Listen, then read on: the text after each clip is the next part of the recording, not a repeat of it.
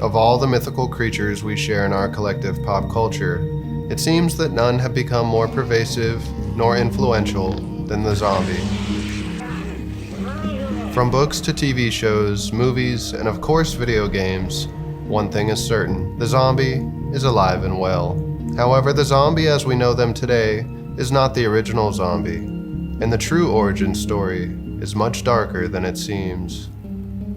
In the 17th century, the country now known as Haiti was ruled by France and went by the name Saint-Domingue. The French used their piece of the island to harvest sugar, and they used many African slaves to do so. Life for these slaves was unbearably brutal, and most of them were worked to death within their first years of arrival.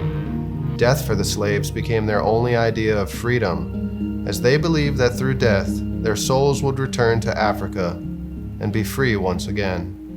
And it was through this belief the zombie originated.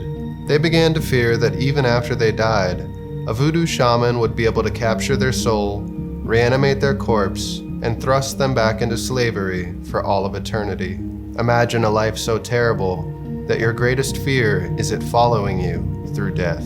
By 1803, Saint-Domingue underwent rebellion and officially became Haiti, the second independent country in the Americas. In 1915, the United States began its occupation of Haiti, attempting to curb the economic instability that occurred after Haiti's president was assassinated. The occupation was not kind to the Haitian people, as the American soldiers brought many racist beliefs to the island, and they brought many more back home. Tales of devil worship, voodoo, and of course the myth of the zombie captured the American imagination, and it seemed that Hollywood had been listening.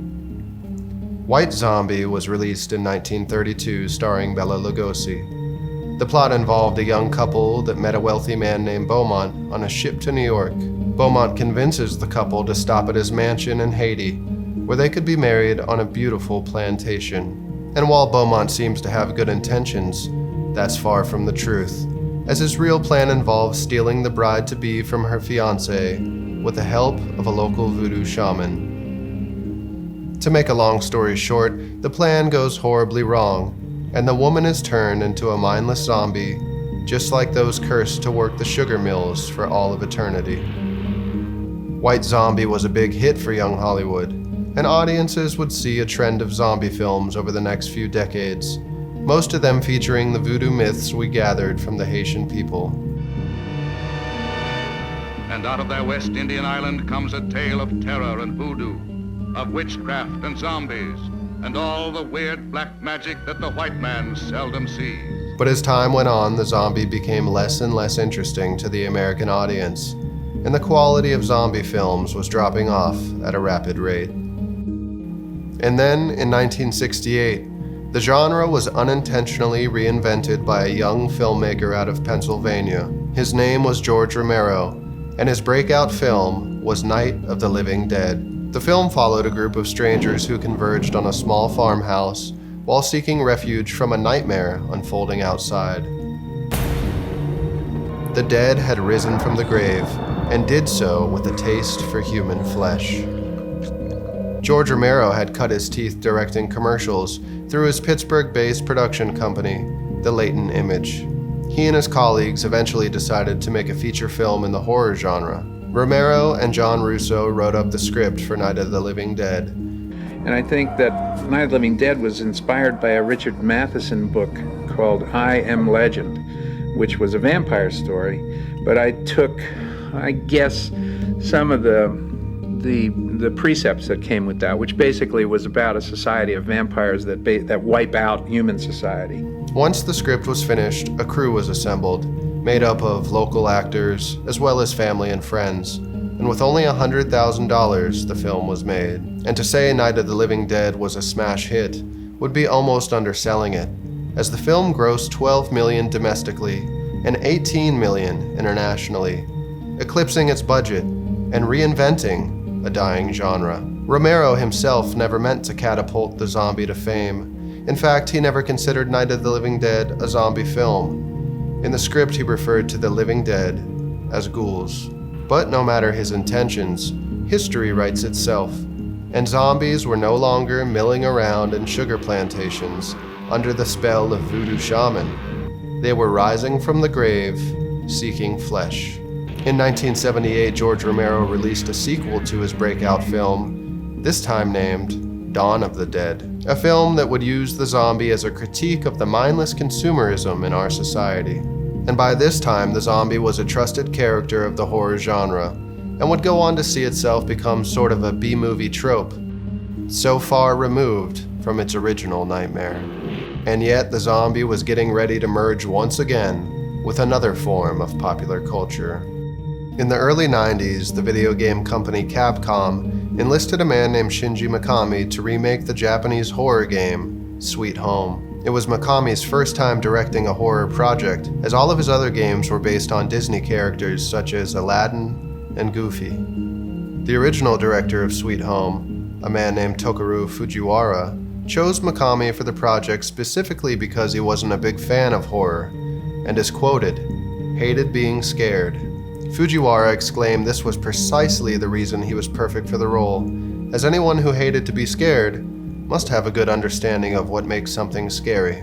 The original Sweet Home was set in a haunted mansion full of ghosts and supernatural entities, and was released side by side with a film of the same name and plot, a story that we will surely dive into in future videos. Mikami's project would undergo many changes throughout its development, and the only real part of the game that remained intact would be the setting, which was a haunted mansion full of puzzles and scares.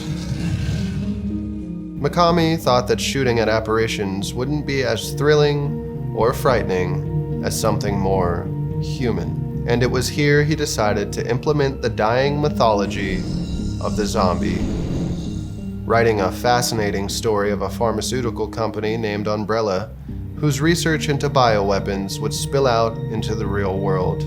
Mikami made the decision based on his own love for George Romero's film, Dawn of the Dead, and in 1996, Resident Evil was released, becoming a smash hit worldwide. The game famously coined the term survival horror, which has since become its own genre in gaming, and would go on to see many imitators over the following years. Resident Evil would grow into a juggernaut of a franchise, as a sequel was immediately put into production, and upon release was even more of a commercial hit than the original game. A series of novels was written based off of the events of the game, all of which I can highly recommend. And in the year 2000, Resident Evil hit the silver screen. You're all going to die down here. And while you may have hoped to hear that it was George Romero behind the lens, you would be wrong, as the project was overseen by Paul W.S. Anderson, a director known for his take on Mortal Kombat. This has always been a bit of a point of controversy within the Resident Evil community, and is another topic I plan to cover in the future. However, no matter anyone's opinion, it was very successful, and the films would become their own separate franchise, totaling 6 sequels and over $1 billion at the box office. The success of Resident Evil as a whole brought the dead back to life for a second time. And in the early 2000s, a slew of zombie films would capture the zeitgeist of American pop culture. 28 days later, Zack Snyder's remake of Dawn of the Dead, and even comedy films like Shaun of the Dead, to name a few.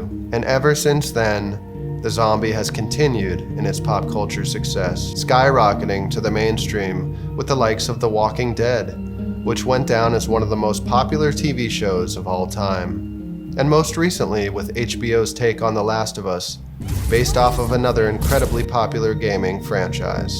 And so that is the history of the zombie, a creature that has persisted in our collective imagination for generations. It's a tale of how real-life horrors can live on through stories, handed over person by person, place by place, taking the tragedies of reality and turning them into something else, something, dare I say, positive and entertaining. And in the legend of the zombie, we can see the power of the human imagination and how it can alter the events of the past, opening doors to better futures for all of us. Reminding me of that old saying, one man's pleasure is another man's pain.